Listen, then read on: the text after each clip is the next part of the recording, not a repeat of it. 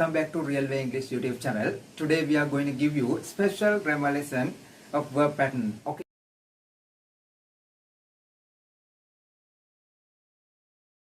එහෙමනම් වැඩි කතා නැතුව අපි අදත් යමු ලස්සනම ලස්සන verb pattern එකකට. Right. අද හරි ලේසි verb pattern එකකට අපි යනවා going to කියලා. මට හිතෙන විදිහට ගොඩක් අය මේ පාඩම මේ මාතෘකාව ගොඩක් අය දන්නවා ඇති. අපි ඉංග්‍රීසි කතා කරනකොට අපි වැඩිපුරම කතා කරන ඉංග්‍රීසි ව්‍යාකරණ පද රටාවක් විදිහට අපිට මේක හඳුන්වන්න පුළුවන්. අපි හැම වෙලේම මොනවා හරි දෙයක් කරන්නයි හදන්නේ, මොනවා හරි දෙයක් සිදු වෙන්නයි හදන්නේ කියලා ඉංග්‍රීසි වලින් කියනවනේ. ඉංග්‍රීසි වලින් නැතත් අපි සිංහලෙන් කියනවනේ. ගුරුවරයා පන්තියට එන්න හදන්නේ, අම්මයාට බනින්න හදන්නේ, අම්මා කෑම උයන්න හදන්නේ. ඔන්න අපි තරඟේ පටන් ගන්න හදන්නේ. මොනවා හරි දෙයක් සිදු කරන්නයි හදන්නේ හෝ සිදු වෙන්නයි හදන්නේ කියලා ඉංග්‍රීසි වලින් කියනකොට අපි හරි ලස්සනට පාවිච්චි කරන අපූර්ව verb pattern එකක් විදිහට ගන්නවා going to කියන verb pattern එක. right? අපි මේ going to කියන verb pattern එක වාක්‍යයකට දාගන්නේ කොහොමද? වාක්‍යයකට දාලා මේක ලස්සනට ප්‍රොනවුන්ස් කරන්නේ, ලස්සනට වාක්‍යයකදී ඉස්සරහට දිගට වාක්‍ය දික් කරලා ලියන්නේ කොහොමද? කියන්නේ කොහොමද කියලා දැන් බලමු. right? අපි බලමු going to කියන verb pattern එක කොහොමද වාක්‍යයකට attach කරන්නේ, වාක්‍යයකට දාන්නේ කොහොමද කියලා බලමු. මෙන්න ඔබට ව්‍යාකරණ රටාව දීලා තියෙනවා. මුලින්ම අපි කියන්න හදන වාක්‍ය කර්තෘ, ඒ කියන්නේ වාක්‍ය ක්‍රියාවක් කරන කෙනා වාක්‍ය මුලට දාගෙන ඊළඟට is am ma කියලා ඔබට පෙන්වලා තියෙන්නේ be verb එක. අපිට මේ is am ma was verb will be shall be ඕනෑම පදයක් be verb කියලා හඳුන්වන ඕනම පදයක් මෙතනට attach කරන්න පුළුවන්. ඊළඟට අපිට going to කියන අපි ඔබට කියා දීපු verb pattern එක පාවිච්චි කරනවා, verb phrase එක පාවිච්චි කරලා ඊළඟට ක්‍රියාපදය බිහි වුණු අවස්ථාවට අපි ඉංග්‍රීසි වලින් කියනවා steam කියලා. ඒ ක්‍රියාපදේ බිහි වුණු අවස්ථාවෙන් ඊළඟට යොදන්න ඕනේ. right? අපි example එකකට ගිහින් බලමු වාක්‍ය කොහොමද පැහැදිලි කරගන්නේ කියලා. right? මම මෙහෙම වාක්‍යයක් ලිව්වොත් right? අපි මේ විදිහේ වාක්‍ය දෙකකට ගියොත් අපි ඒක කොහොමද බලමු අපේ ක්‍රමයට අනුව අපේ verb pattern එකට අනුව වාක්‍ය නිර්මාණය කරගන්නේ කියලා. right? ඔබට example එකක් දීලා තියෙනවා. මම ඉංග්‍රීසි කතා කරන්නයි හදන්නේ. මම ඉංග්‍රීසි කතා කරන්නයි හදන්නේ. අපේ verb pattern එකට අදාළ මාතෘකාව අපිට මෙන්න මෙහෙම highlight කරන්න පුළුවන්.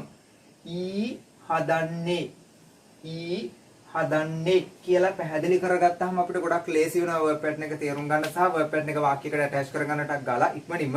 right? අපි බලමු මෙන්න මේ වාක්‍ය කොහොමද නිවැරදිව මේ verb pattern එකට අනුව ඉංග්‍රීසි වලින් කියන්නේ කියලා. ඉංග්‍රීසි කතා කරන්නයි හදන්නේ කියන කෙනා කවුද කියලා මුලින්ම ඉස්සෙල්ලා ඔළුවේ තියාගන්න ඕනේ. ඉංග්‍රීසි කතා කරන්න හදන කෙනා මම. ඒ අනුව මම නම් මේ අපේ වාක්‍යයට අනුව කර්තෘ වෙන්නේ මම. ඒ කියන්නේ I. කර්තෘ නැත්නම් ක්‍රියාව කරන කෙනා, එහෙම නැත්නම් subject I වෙනකොට අපි දන්නවා මේ තුන් දෙනාගෙන් තෝරගන්නේ am කියලා. I am කියන පදේ පාවිච්චි කරලා ඊළඟට අපි දානවා going to. I am going to. I am going to. I am going to කියලා අපි ඊළඟට ක්‍රියාපදේ හොයා ගන්නවා. මම ඉංග්‍රීසි කතා කරන්නයි හදන්නේ කියලා වාක්‍ය ලිව්වහම අපි ඒකේ මේ ඉංග්‍රීසි කියන වචනේ වාක්‍ය අගට එන්නේ. මොකද සාමාන්‍ය වාක්‍ය රටාව දිහා බලාගෙන යද්දී මේ verb එකෙන් පස්සේ තමයි object එක එන්නේ. ඒ නිසා මෙයා වාක්‍ය අවසානට වෙනවා කියලා අපි සාමාන්‍යයෙන් දන්නවා. ඒ නිසා වාක්‍ය හැදෙනවා I am going to කියලා කතා කරනවා කියන ඉංග්‍රීසි වචනේ අපි හොයාගෙන යනවා. කතා කරනවා speak. I am going to speak. I am going to speak English. I am going to speak English කියලා ලස්සනට අපිට වාක්‍ය හදාගන්න පුළුවන්. right? වාක්‍ය තේරුම තමයි මම ඉංග්‍රීසි කතා කරන්න හදන්නේ. I am going to speak English. I am going to speak English. මම ඉංග්‍රීසි කතා කරන්න හදන්නේ. right? අපි දෙවෙනි එකට යමු. ඔවුන් තරඟය දිනන්නයි හදන්නේ. මම කලින් කියපු විදිහටමයි වාක්‍යයේ ඔවුන් කියන්නේ ක්‍රියාව කරන කෙනා, ඊළඟට තරඟය කියන්නේ වාක්‍යයේ අනුක්තේ නැත්නම් වාක්‍ය අවසානට එන කර්මපදේ. ඒ නිසා මෙයා අපි වාක්‍ය අවසානයේම තියාගන්න බලාගෙන එතනින් ඉස්සරහට යන වාක්‍ය ටික අපි ලස්සනට හදනවා. right? ඔවුන්ට අපි ඉංග්‍රීසි වලින් කියනවා they කියලා. ඔවුන්ට අපි ඉංග්‍රීසි වලින් කියන්නේ they කියලා. they නම් is එන්න බෑ. මොකද කර්තෘ ඒක වචන නෙවෙයි, බහුවචන කෙනෙක්. they නම් am එන්න බෑ. මොකද කර්තෘ I නෙවෙයි. they නම් අනිවාර්යෙන් පැමිණිය යුත්තේ are. එහෙනම් වාක්‍ය හදනවා they are going to. They are going to. They are going to. දිනනවට ඉංග්‍රීසි වලින් කියනවා win කියලා. They are going to win the game. එහෙම නැත්නම් match. අපිට ඕන එකක් දාන්න පුළුවන්. එහෙම නැත්නම් competition කියලා දාන්න පුළුවන්. right මම හිතනවා ඔබට example දෙක හොඳටම ප්‍රමාණවත් කියලා. අපි වාක්‍ය ටිකක් මෙන්න මෙහෙම පරිවර්තනය කරලා බැලුවොත් ඔබට ලස්සනට පාඩම පැහැදිලි වෙයි මොකක්ද කියලා. ඕනම දෙයක් සිදු කරන්නයි හදන්නේ සිදු වෙන්නයි හදන්නේ කියනකොට හරි ලස්සනට අපිට කියන්න පුළුවන්.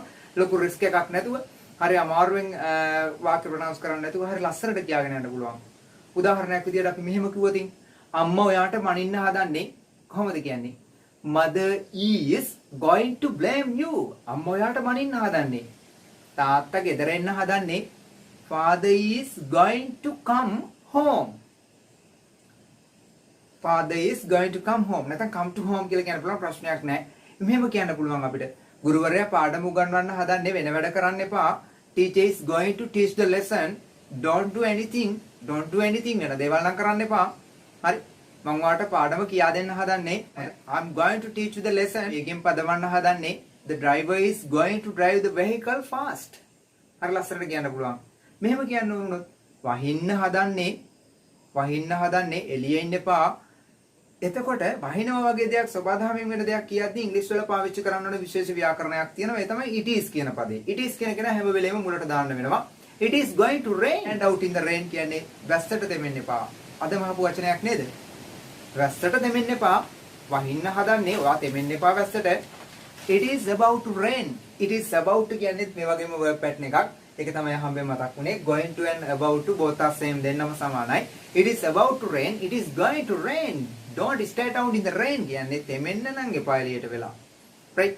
එතකොට අපිට හරිය ලස්සන වාක්‍ය රටා ටිකක් මේකේ ගන්න පුළුවන්. going to කියන verb pattern එකෙන්. right? තව වාක්‍ය දෙකක තුනකට අපි ගියොත් මෙන්න මෙහෙම.